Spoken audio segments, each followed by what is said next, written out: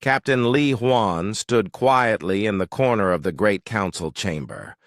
His dark eyes watched everything around him. The huge room was filled with beings from 47 different worlds.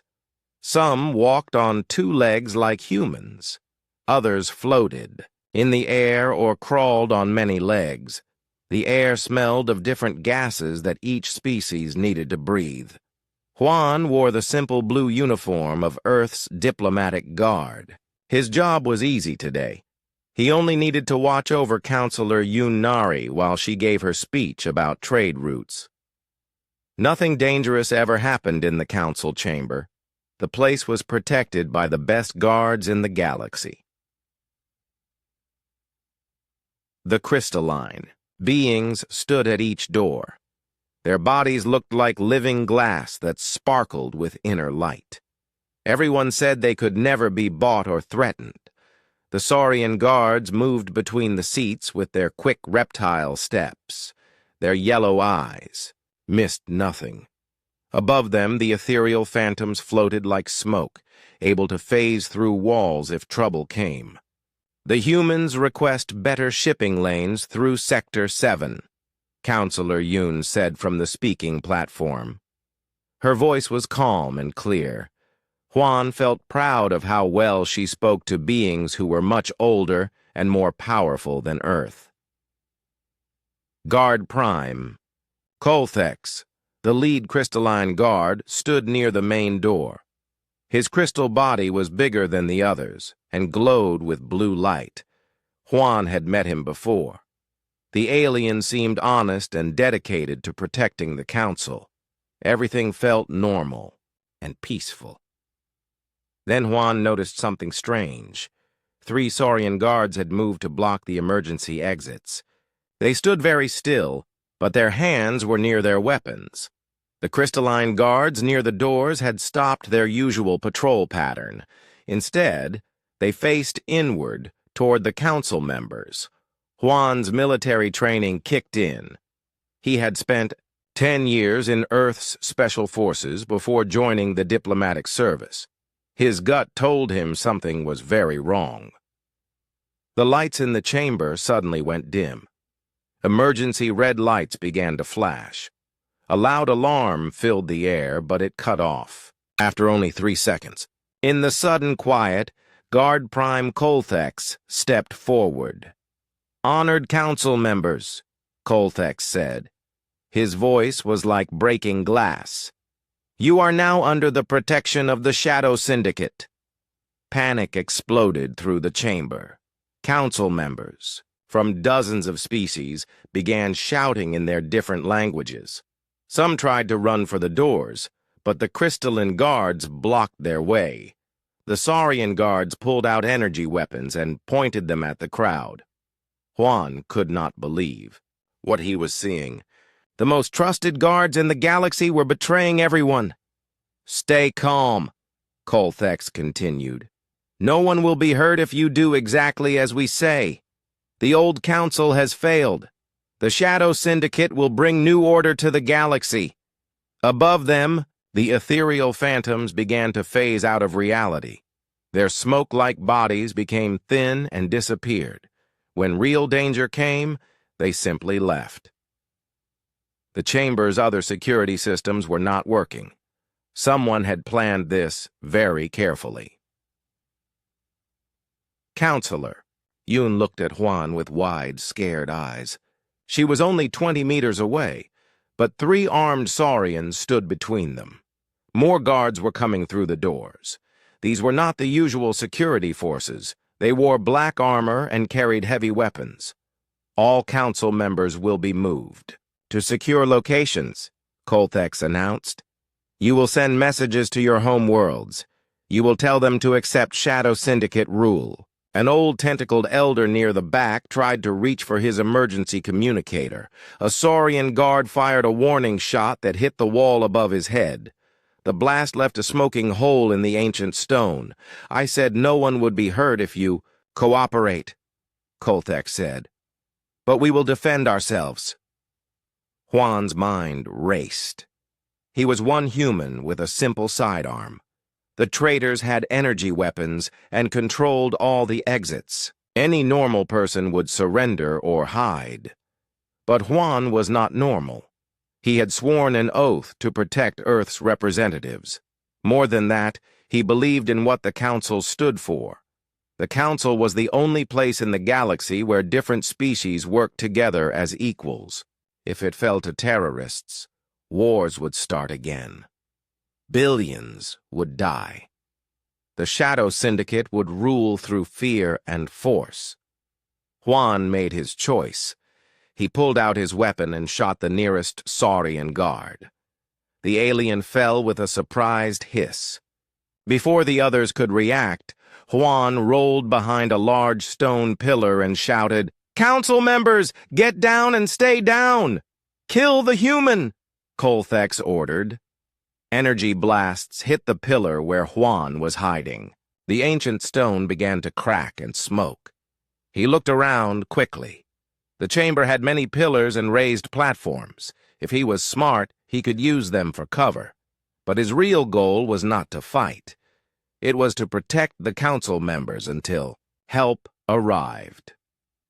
The chamber's emergency systems should be calling for backup.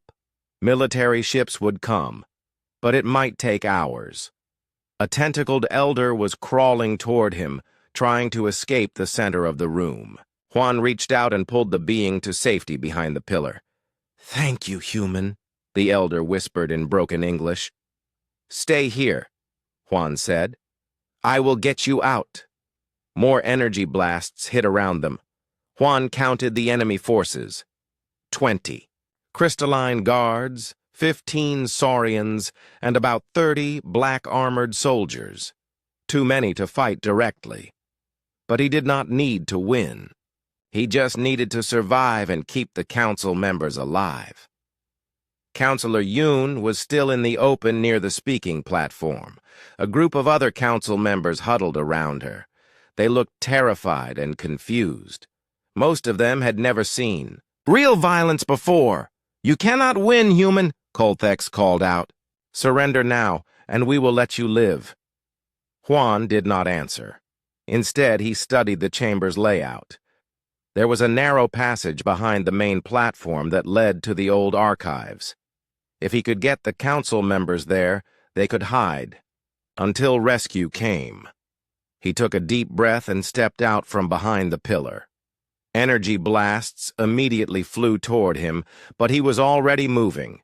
He ran in a zigzag pattern toward another pillar, firing his weapon as he moved. His shots were not meant to kill, but to distract the guards and make them take cover. The plan worked. In the confusion, several council members began crawling toward the back of the chamber.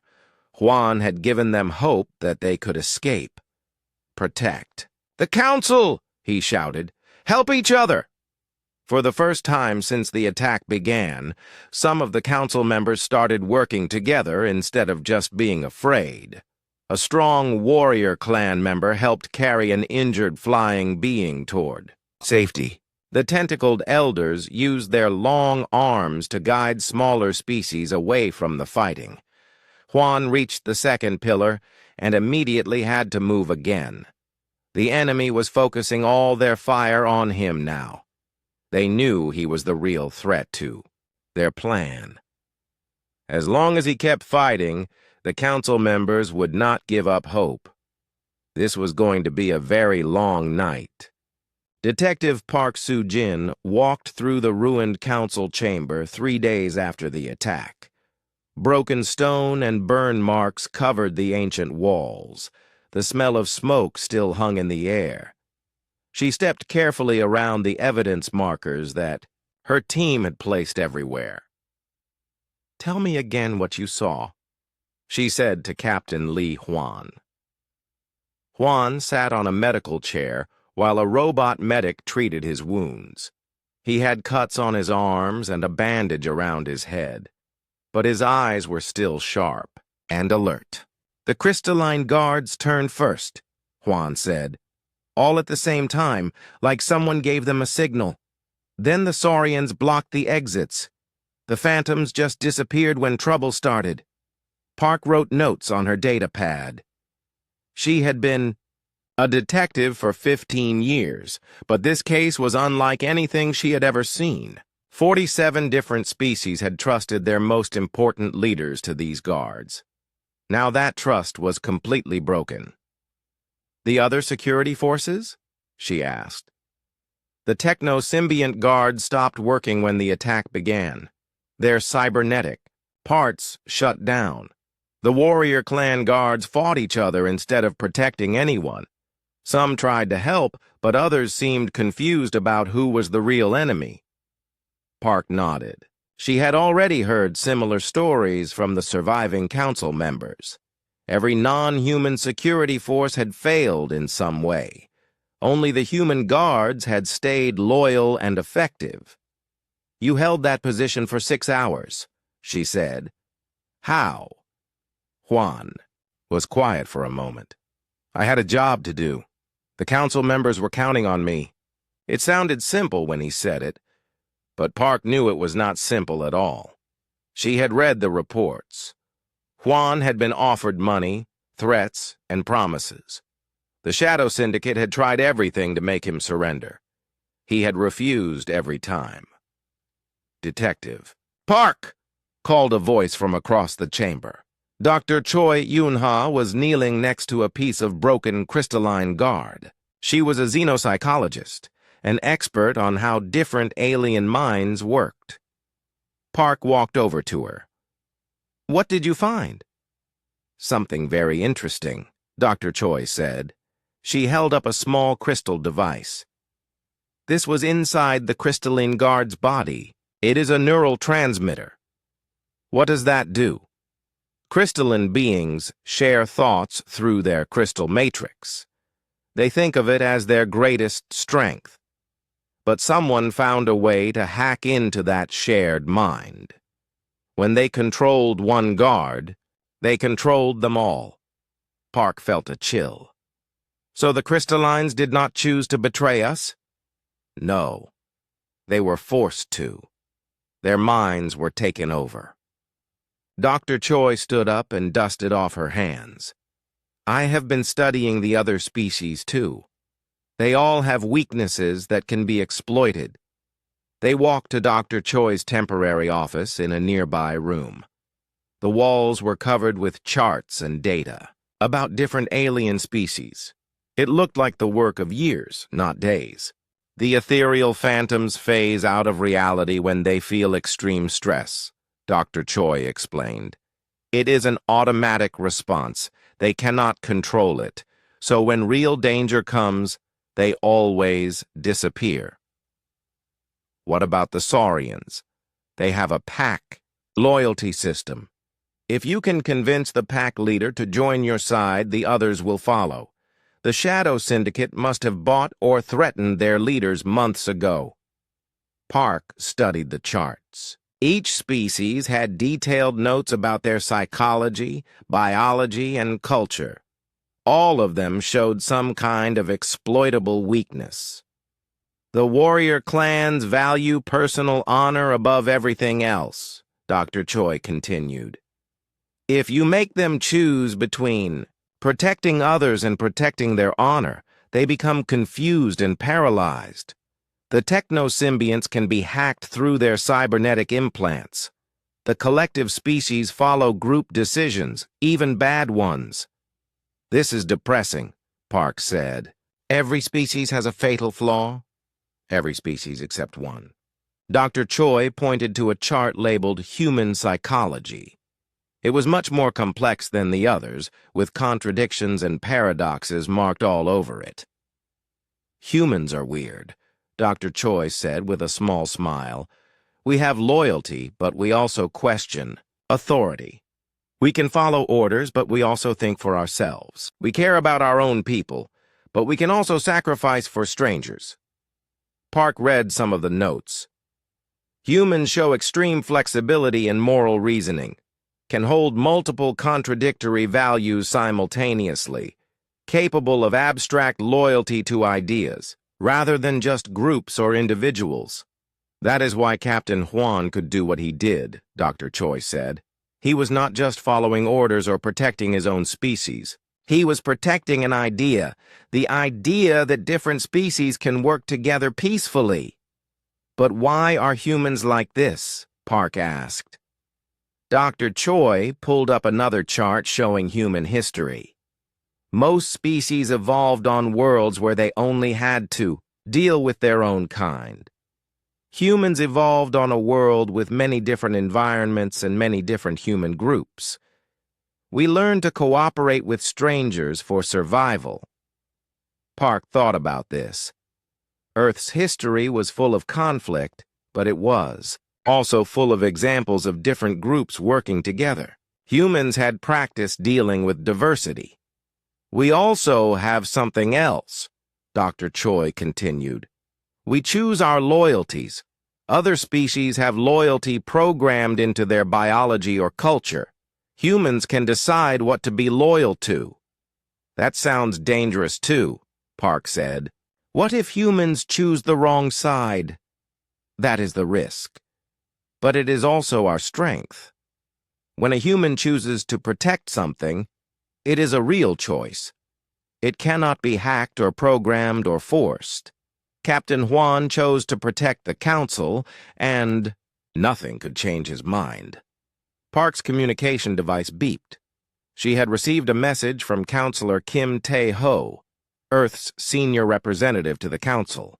The Council is meeting tomorrow, she told Dr. Choi. They want our report. What will you tell them? Park looked at all the research around them. The evidence was clear, but the implications were huge. I will tell them the truth. Every species in this galaxy has vulnerabilities that make them unsuitable for guard duty. Every species except humans. They might not like that answer. No, Park agreed, but it is what the evidence shows. The next day, Park stood before the emergency council session. Only 23 council members had survived the attack, but representatives from all 47 species were present via hologram. The chamber had been quickly repaired, but everyone could still see the scorch marks on the walls. Honored council members, Park began, my investigation has found the cause of the security failure. She presented her findings clearly and simply. The neural transmitter that controlled the crystallines, the pack loyalty system that corrupted the saurians, the stress response that made the phantoms disappear, the cybernetic vulnerabilities of the techno-symbionts. Every species has exploitable weaknesses, she concluded. Except humans. Our psychology makes us uniquely suitable for guard duty. The chamber erupted in angry voices. Many species felt insulted. Others questioned the research. A few accused humans of planning the whole attack to gain power. Counselor Kim Tae-ho stood up. The detective is presenting facts, not opinions. Captain Huan saved 23 lives by doing what guards from other species could not do. Humans are not superior, Park said loudly, waiting for quiet. We are just different. Our evolution gave us traits that work well for protecting diverse groups. Other species have different strengths. An elder crystalline spoke through the hologram. If this is true, what do you propose? Park took a deep breath. She knew her next words would change everything. The Council should implement a new security system. All guard positions should be filled by humans, with extensive testing and training protocols. Other species can provide advice and support, but humans should be the primary guardians. The chamber fell silent. It was a revolutionary idea. For the first time in galactic history, one species would be trusted with protecting all the others. We will consider this proposal, the council leader said finally. Park knew they would do more than consider it.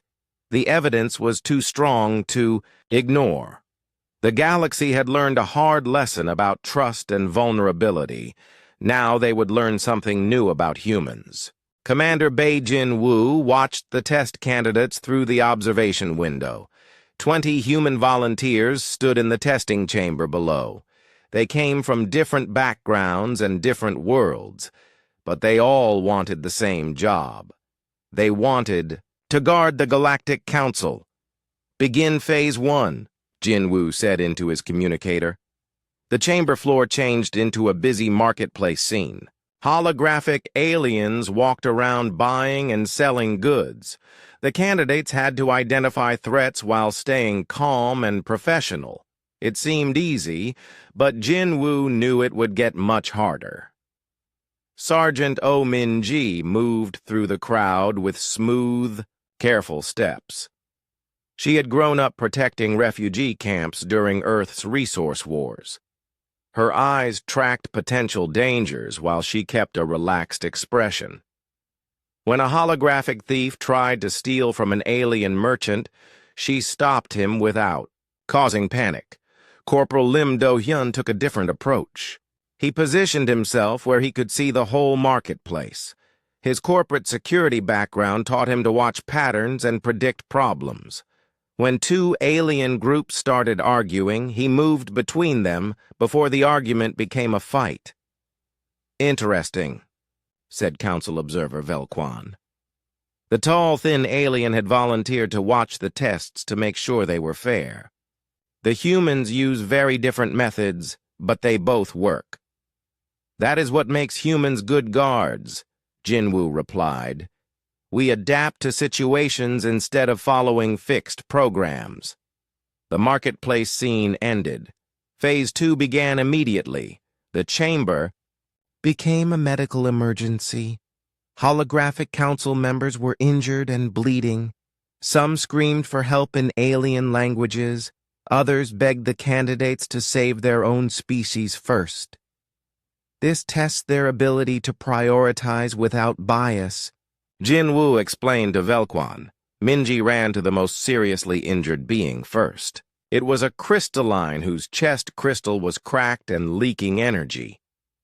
She did not hesitate even though crystallines had betrayed the council before.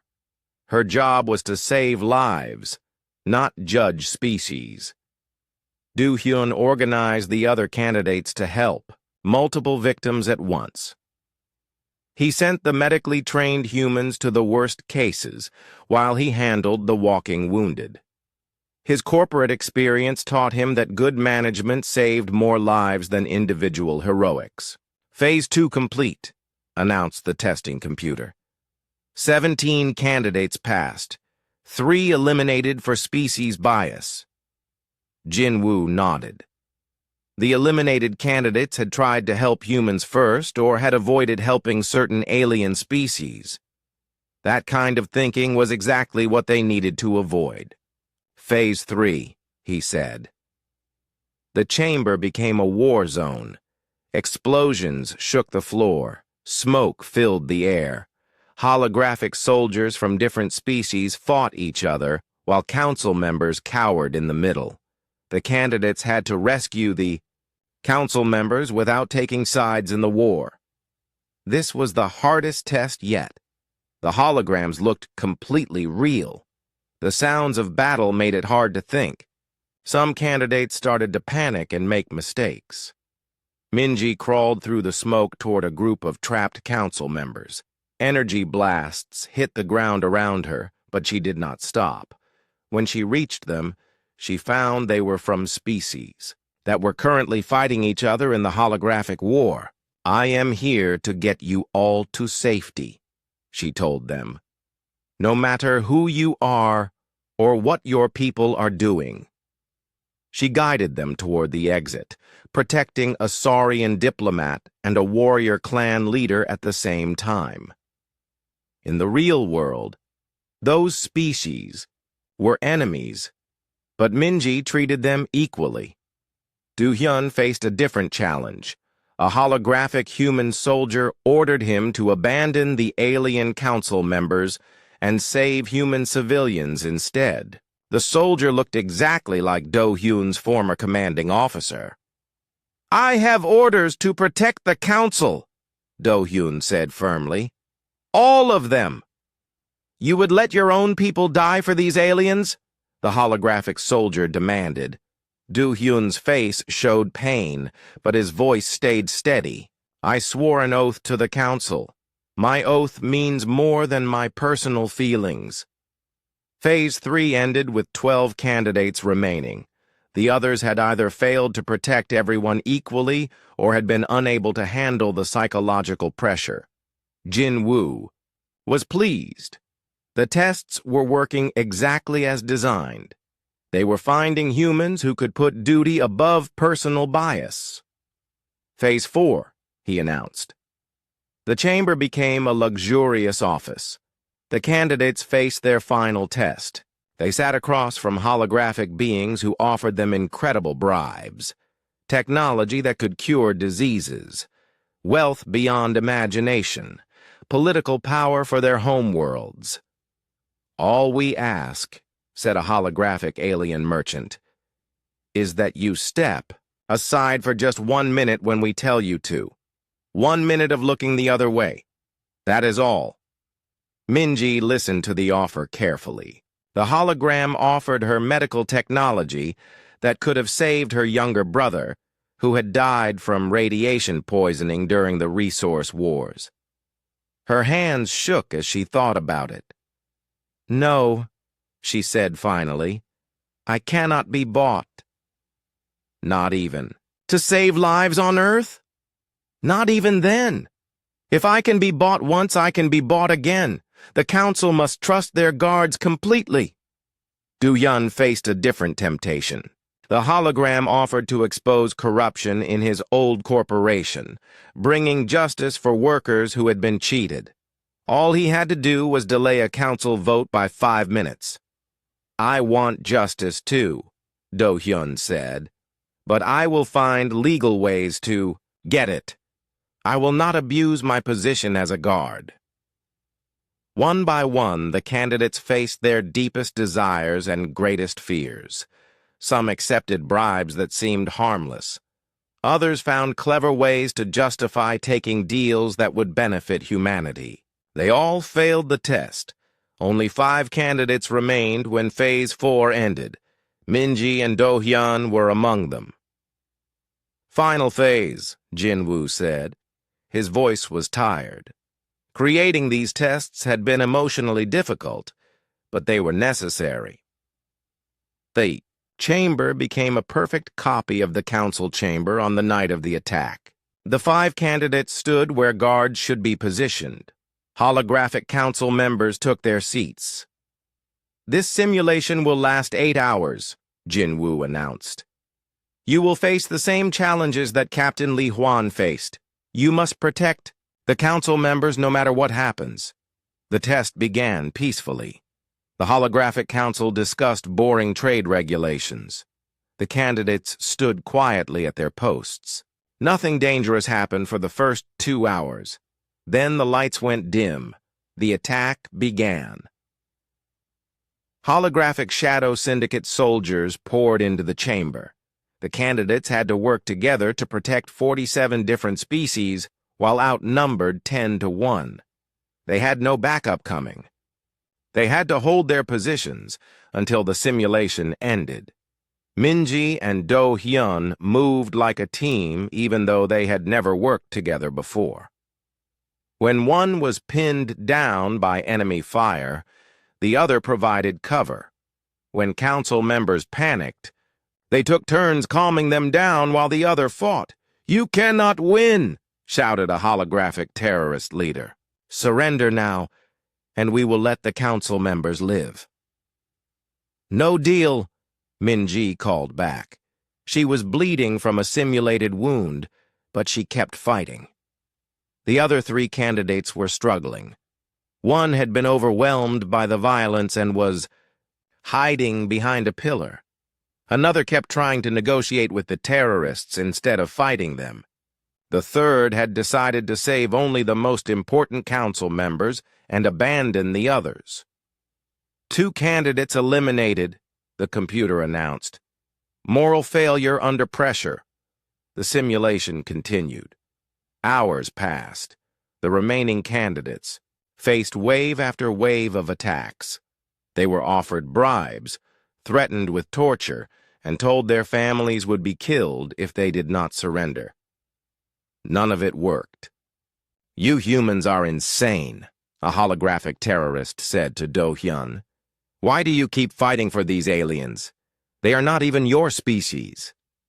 Do-hyun was exhausted and wounded, but he smiled. "That is exactly why I fight for them. Because they are not my species, and I chose to protect them anyway. That choice means something." When the 8 hours ended, only Min-ji and Do-hyun were still standing. The other candidate had failed when he tried to bargain with the terrorists to save some council members by sacrificing others. Jin-woo entered the chamber with Velquan. The two successful candidates looked terrible. They were covered in sweat and breathing hard. The simulation had pushed them to their physical and mental limits. "Congratulations," Jin-woo said. "You have passed the most difficult test in galactic history." Velquan studied the two humans with fascination. "I must ask a question. During the simulation, you could have saved yourselves easily. Why did you not?" Min-ji and Do-hyun looked at each other, then back at the alien observer. "Because that is not what guards do," Min-ji said simply. "We protect others, even when it costs us everything," Do-hyun added. Velquan made notes on a crystalline datapad. "This confirms the research. Humans possess a unique form of loyalty.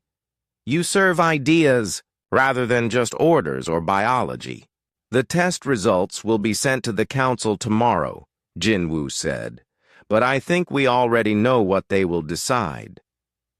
2 months later, the first class of human council guards graduated from the new training academy. Min-ji and Do-hyun were among the honor graduates. They had proven that humans could be trusted with the most important job in the galaxy. The age of human guardianship was about to begin. Director Kang Hye-jin walked through the council chamber at dawn. The morning light came through the great windows and made rainbow patterns on the floor. She checked each guard position carefully. Her human security team had been protecting the council for 6 months now, and every day brought new challenges. "Morning report," she said to Lieutenant Nam Ji-hoon. The young guard stood at attention near the main entrance. His uniform was perfect, and his eyes were alert, despite working the night shift. "All quiet, Director," Ji-hoon said. 3 minor incidents. A tentacled elder had a medical emergency around midnight. Specialist Ryu helped the medical team reach him quickly. A warrior clan delegate tried to bring a ceremonial weapon that was too large for the rules. We stored it safely in the weapons vault. And 2 crystalline observers got into an argument about seating arrangements. Kang nodded. These were normal problems. The real test would come later today when the trade summit began. 3 major species were meeting to discuss new shipping routes, but old hatred ran deep between them. "How is the team holding up?" she asked. Ji-hoon hesitated. "Some of the guards are struggling with the psychological pressure, Director. Protecting beings who openly despise humans is harder than they expected." "And you?" "I knew what I was signing." "Up for," Ji-hoon said. "But yesterday a Saurian counselor told me that humans are only good for manual labor. He said we should go back to our primitive planet and stop pretending to be civilized." Kang had heard similar comments. Many alien species still viewed humans as newcomers who did not deserve such an important role. Some were polite about it. Others were openly hostile. "What did you do?" "I smiled and said I hoped he had a pleasant day," Ji-hoon replied. "Then I made sure his security arrangements were perfect." "Good. That is exactly what a professional does." Specialist Ryu Seo-jun approached them. He was carrying a data pad full of psychological profiles. "Director, we have a problem. The Zeller delegation just arrived and they brought their traditional hatred totems." Kang frowned. The Zeller had been at war with the Mokari for over 300 years. The hatred totems were religious objects that represented their desire to destroy their enemies. Bringing them to a peace negotiation was either incredibly stupid or deliberately provocative. "Where are the Mokari?" she asked. "Already seated in the chamber," Ryu said. "When they see those totems, there will be violence." "Not in my chamber," Kang said firmly. "Options?" Ryu had already thought about this. "We can ask the Zeller to leave the totems outside, but they will consider that a grave insult. We can let them bring the totems in and hope the Mokari stay calm, but that is unlikely. Or we can find a compromise." "What kind of compromise?" "We create a special display case in the ceremonial weapons vault. The totems will be visible through crystal panels, so the Zeller feel their ancestors are present. But they will be contained, so the Mokari feel safe." It was a clever solution. Kang approved it immediately. Make it happen, and assign extra guards to watch both delegations. The council chamber filled up quickly as the morning progressed. Representatives from all 47 species came to observe the trade summit. The air recycling systems worked overtime to manage all the different atmospheric requirements. Kang watched from the security control room as the 3 major delegations took their seats. The Zeller sat on the left side of the chamber. Their purple skin and 4 arms made them look impressive and dangerous. The Mokari delegation sat on the right side. Their gray, rocky bodies seemed carved from stone. Between them sat the Vorthon traders, whose insect-like appearance made other species nervous. "All delegations are seated," reported Sergeant Park. Min Su from the chamber floor. "Guards are in position." The trade summit began peacefully. Each delegation presented their proposals for new shipping routes through contested space. The routes could make all 3 species rich, but they had to agree on how to share the profits. For 2 hours, everything went well. Then Counselor Zektar of the Zeller made a comment about Mokari stupidity. The Mokari delegation leader, Thane Mordock, stood up angrily. "We will not sit here and be insulted by purple-skinned barbarians," Mordock rumbled. His voice sounded like grinding stone. "Barbarians!" Zektar's forearms waved in fury. "At least we evolved beyond living in caves and eating rocks?" The chamber erupted in shouting. Both delegations stood up and faced each other across the central aisle. Other council members moved away from the growing confrontation. "All guards, maintain positions," Kang ordered through the communication system. "Do not take sides. Protect all council members equally." The Zeller began chanting an ancient war song. The Mokari responded by drumming on their stone chests with their fists. The sound was like thunder rolling through the chamber. Lieutenant Nam Ji-hoon stood between the 2 groups. His hand was near his weapon, but he had not drawn it. A large Mokari warrior stepped toward the Zeller side, and Ji-hoon moved to block him. "Sir, please return to your seat," Ji-hoon said politely. "Move aside, human," the warrior growled. "This does not concern your species." "Actually, it does concern me," Ji-hoon replied calmly. "I am sworn to maintain order in this chamber. That means all council members must follow the rules." The Mokari warrior was twice Ji-hoon's size and could crush him easily, but the human guard did not back down. He stood his ground with professional calm. "You would protect the purple vermin behind you?" the warrior asked. "I would protect you too if someone threatened you," Ji-hoon said. "That is my job." The warrior stared at him for a long moment, then slowly returned to his seat. On the other side of the chamber, Specialist Ryu was dealing with an angry Zeller who had pulled out a ceremonial knife. The weapon was not technically illegal, but it was clearly meant to intimidate the Mokari. "Honorable Counselor," Ryu said in the Zeller language, "your blade is beautiful, but weapons cannot be displayed during negotiations." The Zeller was surprised that a human knew his language. "You speak the old tongue?" "I studied many languages to better serve the Council," Ryu replied. "I have great respect for Zeller culture, but the rules must apply to everyone equally." The Zeller thought about this, then put the knife away. "You are wiser than you look, human." The crisis passed, but tensions remained high.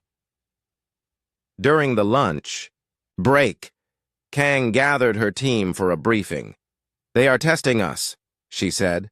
"Both sides want to see if we will favor one over the other. Some of the Vorthon traders offered me information about Mokari battle plans," reported Sergeant Kim Dong-woo. "They said it would help me do my job better." "What did you tell them?" "That I am not interested in intelligence gathering. I am only interested in keeping everyone safe." More tests came during the afternoon session.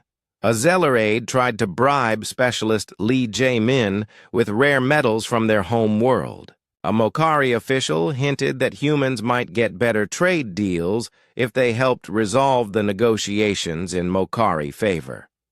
Every time, the human guards politely refused and continued doing their jobs professionally. The real test came near the end of the day. The negotiations had reached a dead end. Both sides were angry and frustrated. Counselor Zektar accused the Mokari of planning to cheat on any agreement. Thane Mordock called the Zeller liars and cowards. "Enough!" Mordock finally roared. He stood up and picked up his chair. The massive stone seat could easily kill someone if thrown. Every guard in the chamber drew their weapons and pointed them at the Mokari leader. It was the first time since the human takeover that lethal force had been threatened in the council chamber. The chamber fell silent. 47 species held their breath. "Thane Mordock," Director Kang said clearly, "please put down the chair and return to your seat." "The purple ones insult my people," Mordock growled. "Honor demands satisfaction." "Honor also demands that you follow the rules you agreed to when you entered this chamber," Kang replied. "Your ancestors would be ashamed if you broke your word." It was a risky thing to say. Mokari culture valued honor above life itself, but Kang had studied their psychology carefully. She knew that calling their honor into question would make them think twice. Mordock stood frozen for several seconds. The chair remained raised above his head. Finally, he set it down and sat back down. "You are correct, human," he said. "I gave my word to follow council rules." The weapons were holstered. The crisis passed, but the most important test came after the formal session ended. Lieutenant Nam Ji-hoon was leaving the chamber when a Mokari official approached him privately. "Human guard," the official said quietly. "My people have been watching you today. You protected the purple ones even though they are our enemies." "I protected everyone equally," Ji-hoon replied. "Yes, that is what impressed us." The official paused. "There is something you should know. Earth's energy crisis could be solved easily. We have technology that could give your planet unlimited clean power." Ji-hoon's eyes widened. Earth's energy problems had caused wars and suffering for decades. Unlimited clean power would save millions of lives. "All you have to do," the official continued, "is delay the vote on tomorrow's trade resolution by 1 hour. Let our delegation have extra time to prepare their arguments. Such a small thing." Ji-hoon felt his heart racing. 1 hour. Such a tiny request, and the reward would solve one of humanity's greatest problems. "I cannot do that," he said finally. "No one would know. Director Kang Hyejin stood in the emergency command center watching the impossible. On the main screen, a massive ship appeared in space above the council station. It was bigger than anything ever built, black as the void between stars, and it made every alien sensor system scream warnings. "Report," she ordered. Captain Song Mi-rae, the youngest member of the senior guard team, checked her instruments with shaking hands. "The ship appeared from nowhere, Director. No hyperspace signature, no energy trail. It is like it just stepped into reality." "Size? 15 kilometers long. Power readings are off the scale. It is broadcasting a message on all frequencies." Kang nodded grimly. "Play it." The speakers filled with a voice that seemed older than time itself. It spoke in every language simultaneously, the words forming directly in their minds rather than through their ears. "I am the Harbinger. I created this station. I created the council that meets here. I am the first species, and I have returned to reclaim what is mine." Through the command center windows, Kang could see the council chamber. All 47 species had gathered for an emergency session. Representatives who normally arrived by hologram had traveled here in person when the Harbinger appeared. This was the greatest crisis in galactic history. "The younger species have played at democracy long." "Enough," the Harbinger continued. "You will dissolve this pretend council and return to your proper place as servants. I offer each species individual terms for survival. Consider them carefully." The transmission ended.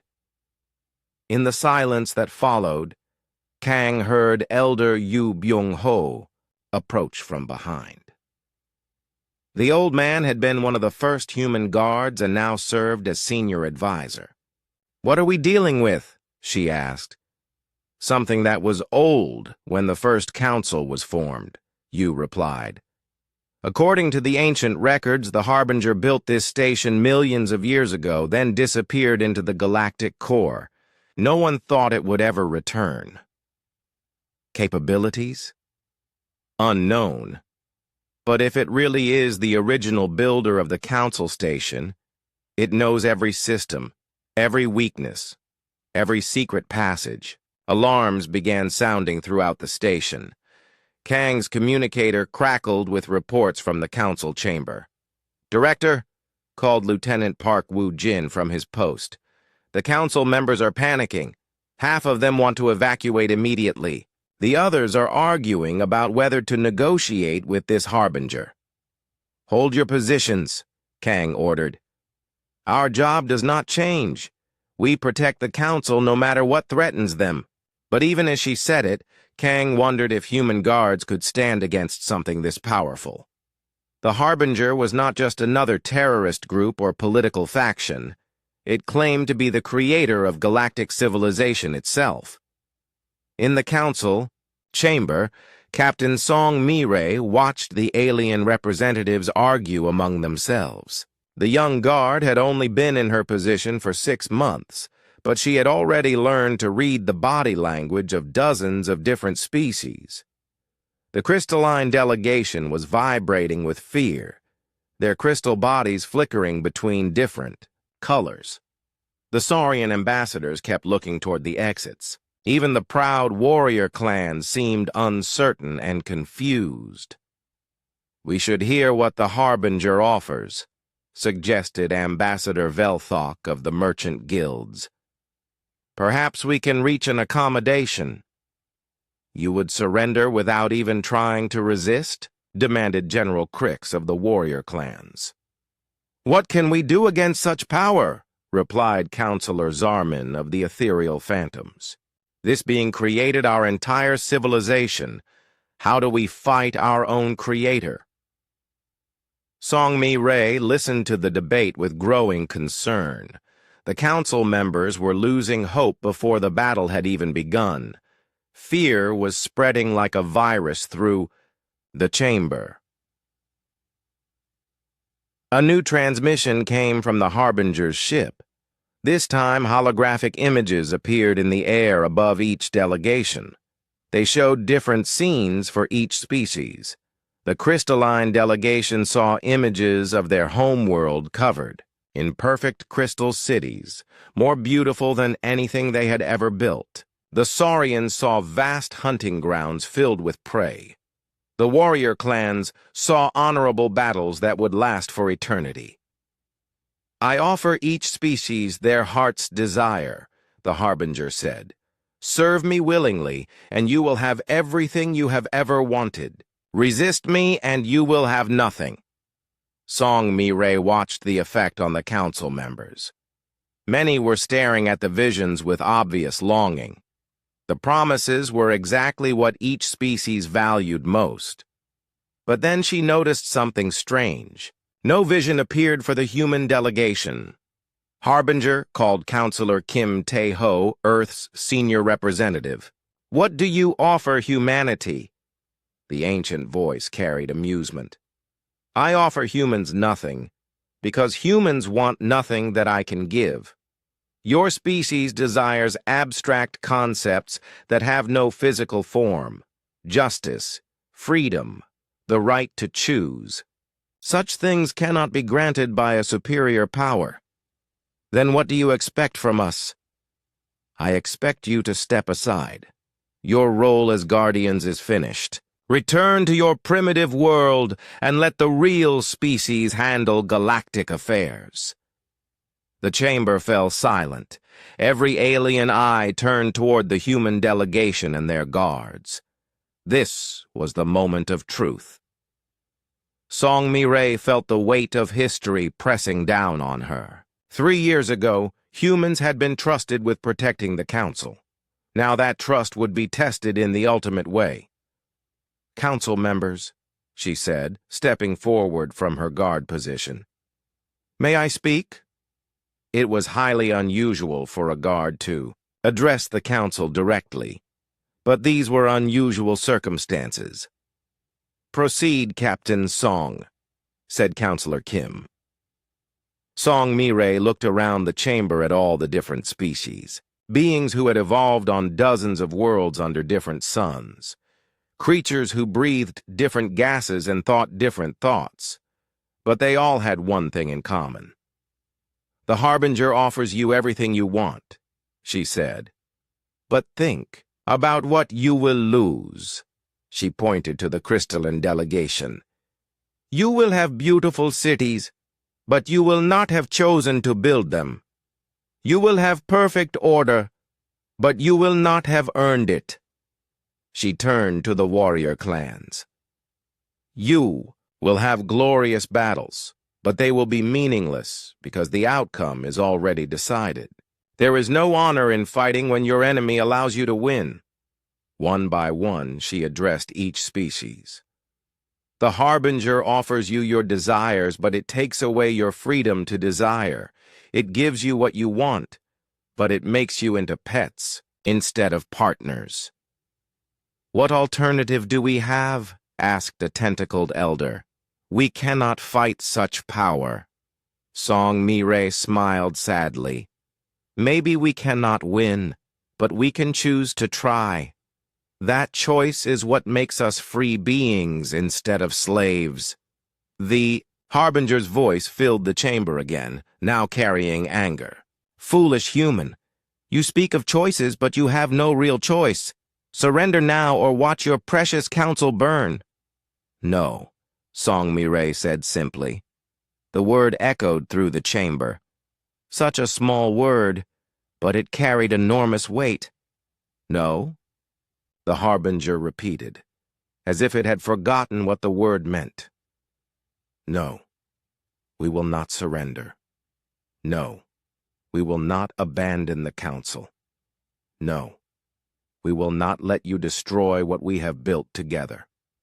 Song Mi-Ray's voice grew stronger with each word. We choose to stand and fight. You are one young human facing the power that created galaxies. I am not alone. Song Mi gestured to her fellow guards. I stand with every human who has sworn to protect this council. We stand together, and we choose together. Director. Kang's voice came through the communication system. All human guards, report status. Guard Team Alpha, standing ready, came the response from different stations throughout the facility. Guard Team Beta standing ready. Guard Team Gamma standing ready. One by one, every human guard in the station confirmed their position. Not one had abandoned their post, despite facing impossible odds. The Harbinger made a sound like cosmic wind through empty space. You will all die for nothing. Maybe, Song Mi agreed. But we will die as free beings who chose our own path. And that choice will inspire others. Today, tomorrow, 1,000 years from now, someone will remember that when the ultimate power demanded surrender, some people said no. Something strange happened in the chamber. The alien council members began to sit up straighter. The crystalline delegation stopped flickering with fear. The Saurians turned away from the exits. The warrior clans gripped their ceremonial weapons. If humans choose to fight, said General Crix slowly, then the warrior clans choose to fight beside them. The crystalline collective stands with the human guards, announced their speaker.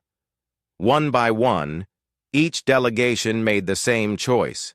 They rejected the Harbinger's offers and chose to stand with the humans who protected them. The ancient being's ship began to glow with terrible energy. So be it. I will destroy you all and start over with more obedient species. But as the Harbinger prepared to attack, something unexpected happened. The combined will of 47 different species, all choosing freedom over safety, created a kind of psychic resonance. Their unified defiance somehow weakened the ancient being's power. Impossible, the Harbinger whispered. How can such weak creatures resist me? Song Mi understood what was happening. Because we are not weak. We are different. You created slaves who would obey you.